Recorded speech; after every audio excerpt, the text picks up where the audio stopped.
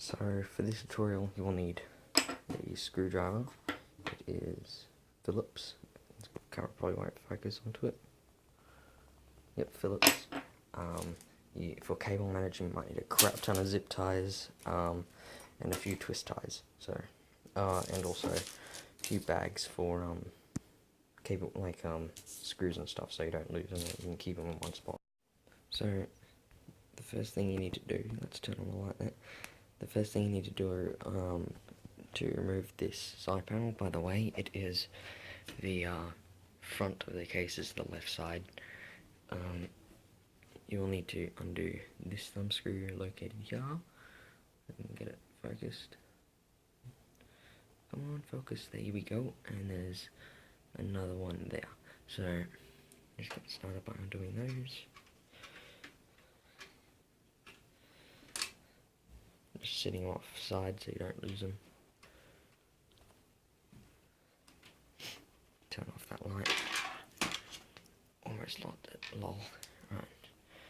Now you'll have to slide the side panel off. Just give it a slide to the left and it will just come off. Don't scratch the window. So this will bring you to the inside of the motherboard. So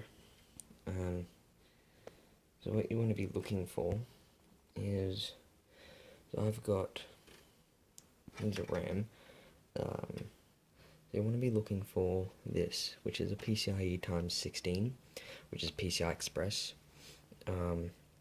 This is PCI Express times 1, a times 1 PCIe standard, two other PCIe standards. They support older Wi-Fi cards, like this one, so hence that little notch in the motherboard, in the slots right there, will line up, so they support those ones. But at the moment we are using a modern, a newer graphics card, which is GDDR5 3.0, which requires a PCI Express times 16 2.0 3.0. So it's just a Wi-Fi card, just to let you know, antennas and stuff, pretty awesome. Right, so card of choice is the GTX 970 GeForce WinForce. So again, it's a gigabyte GeForce GTX WinForce 3 times fan 4 GB overclocked G1 Gaming Edition. So the 970 average price is around $500. This one cost me $480. It's a pretty beefy card. Got some good connectors on the back, a few display ports, HDMI and 2 DVIs. So DVI and DVI-D actually. So to get started, you'll find the port that will line up with this I/O shield. I've already removed it, but these are, they'll either be screws or thumb screws. The screws, I did have a few of them, but wherever they have gone, I don't know, and I don't really care because they're not important to me at the moment. So just undo those screws. So at the moment you may notice that this card, if I can pick it up without dropping it, when it sits in the case it will be side on like that. Now you have this line going down the middle there, and it is about 1.5 inches thick, so that will require 2 I/O shield spaces, so which will mean it will be thick enough to actually, the fans will sit on top of this and the CMOS battery. So if you need to reset your CMOS, you're kind of buggered with modern cards with a CPU motherboard configuration like this. But yes, that will not be usable. That's why it's in the Wi-Fi cards in this PCIe times 1, not this one. I could put the graphics card down here, but this is 2nd gen. This is well, this is 2.0. This is 3.0. So yeah, you just go on to unscrewing this one, put that thumb screw aside, and And basically, you just put my cables aside, grab the GPU very carefully, and line this side up with the I/O shield ports, and line it up with the PCI Express port inside the actual case. So, there you go, it's just, that's it going in. Line up the knob, it's in line, and push down on both sides until it won't come back out, because there's a clip just down here, which that clip right there holds the graphics card in. So when that clip is up, it will hold the GPU in from moving. So now what you need to do is, and these are pretty cool, these are SLI configuration plugs. Just leave the covers on there because I don't SLI another one. If I had another one, I would put it in there, and it would automatically bring these down to, this one down to 2.0, which actually doesn't, you don't lose any performance anyway, because when you put a GDDR5 graphics card in a computer, in general, when they're not under extreme load and you haven't overclocked them, they will go to a PCIe times 8 connector in the times 16, which is down to 2.0. So don't worry about it. 2.0 and 3.0, there really is no difference. So you just need to screw these back in, and you will have it up and running. You can use a screwdriver to help you, but it's not really necessary. So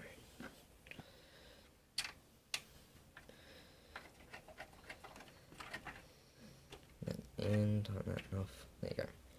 So this is what I meant by it'll take up 2 I/O shields. Each of these are an I/O port in line with the motherboard. So some will have these metal things, but the metal I/O shield covers, which will actually, you need to push them out, like bend them out. These ones you just unscrew and they come off. They're just like a little metal plate. So yeah, this is what I meant by it's taken up 2 slots. So this is your, get that focus right, this is your DVI-D connector, this is your DVI-I, display, and HDMI. I've only got the HDMI undone, like taken off, because I only use the HDMI anyway, so. Now you'll need to find, this card is powered by an 8-pin connector, peripheral connector, and a 6-pin peripheral connector. My 1000 watt power supply has it already plugged in. That's the 24-pin power right here, I think, somewhere in here. So it's this one right here. This cable, I've plugged it into the power supply because this power supply is fully modular, so you can remove and put back in. This is my CPU power, I'm pretty sure. No, the one underneath is my CPU power, because my CPU takes an 8-pin connector to power the CPU. So this, well, actually, I'm not too sure, but I built it quite a long time ago. So right, so this is what most will come like. It'll just be the one cable, and it'll come off two of them. So they have the option from a even says PCIe, so you can tell it's for graphics cards anyway. That's a times 6, and it can be, this can be just connected onto the side to become a times 8 connector. This is the one I'm currently using as my 8-pin, which just has this little connector up in here. So basically you'll line these little tabs up, these little tabs right there, line them up and hold them together, and bring it down onto the top of your graphics card. I gave it less room than I thought I had. Let's just pull this back through. There you go. Don't want to pull it back later. Right. This is really hard one-handed, actually. Why did I decide to do this? Anyway. So, yep, just plugs in. You keep pushing until you hear that click. So that click isn't the card breaking, it's just that little lever right there clipping onto the back. So do a little wiggle test, it's secure.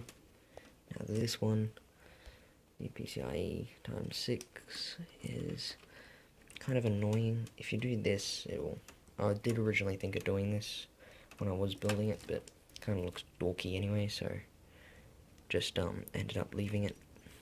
But all you can do, this is just cable management, trying to work out how I could cable manage this. Alright, cabled. Done. Now, this can just get this, sorry for the awkward cameras, angles, get the focus on there, and you can just plug that in.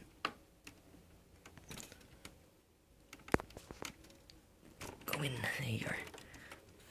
Sorry, that click wasn't as loud because it's got tension on it, so that's okay there.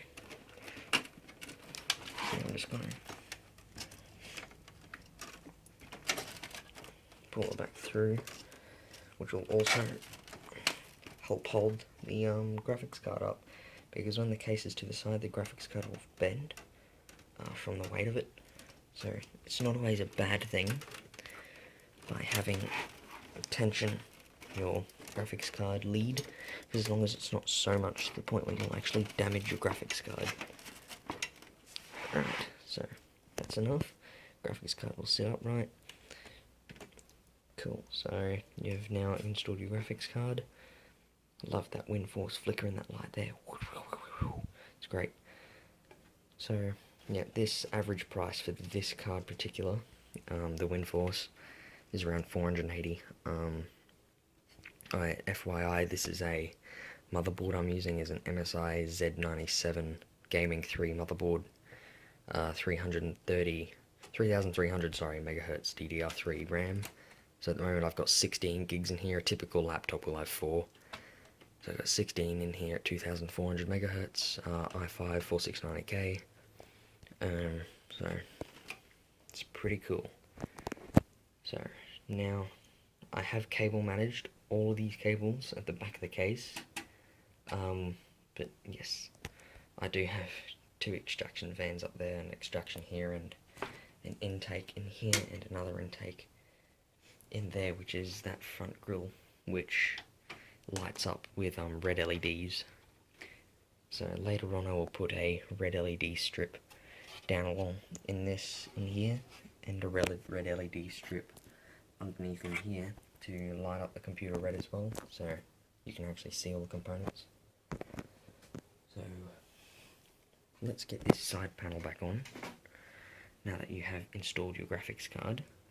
In fact, I'm actually going to just tighten this just a little bit, because they were only finger tightened.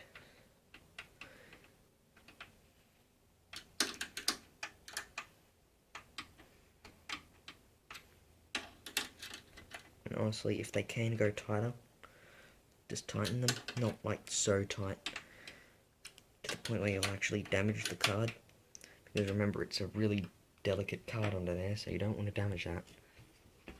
Now you get your side panel, line, there's this hole right here, you got to line that up with that little notch right there. The easy way to do that is just put it before it and just slide it on, and you'll feel it fall into place, just did then, and it won't move now. So you just give it one last push in onto place, and voila. Actually, I don't like that. I don't like that. This little cable here, I really don't like that. Let's just poke him. Peripheral extender. Let's just poke him down into there, shall we?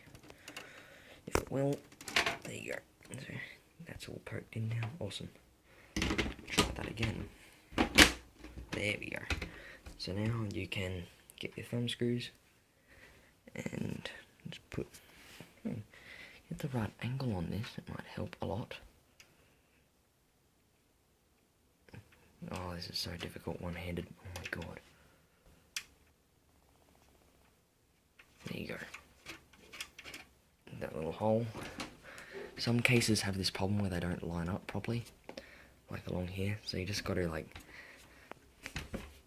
give them a bit of a pull. I'm actually using my elbow right now so I can pull this case in line. This one will go right in here. It's nothing like major, it's just that the pins are on the actual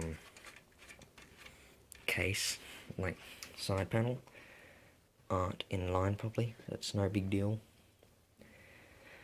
Like in them blue socks, but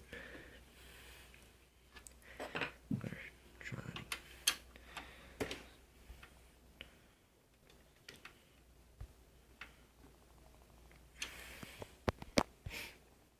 again. And right in there. Now, when you boot up your computer, you will get a message saying, by the way, you have to do this on ATX. You can't do this on laptops, but it will come up with a message when you boot up after it's gone through all the logos and the stuff, the splashes and things.